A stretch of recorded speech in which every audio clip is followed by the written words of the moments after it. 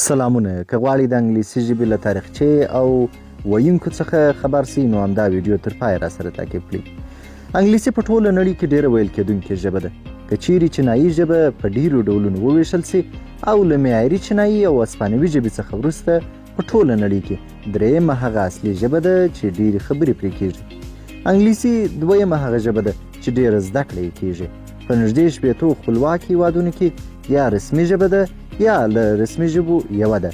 د هغو خلکو شمیر چې انګلیسي یې د دویمې ژبې په توګه زده کړې له هغو زیات دی چې دا یې اصلي ژبه ده. په 2005 میلادي کال کې اټکل سوی و چې په انګلیسي له 2 میلیارده څخه زیات خلک خبرې کوي. انګلیسي په انګلستان، متحده ایالاتو، کاناډا، استرالیا، نیوزیلند او آیرلند کې د ډیرو خلکو مورنۍ ژبه ده. په سنګاپور کې بنسټیزه او رسمي ژبه ده. همداراز د کارابین، افریقا، سویلي اسیا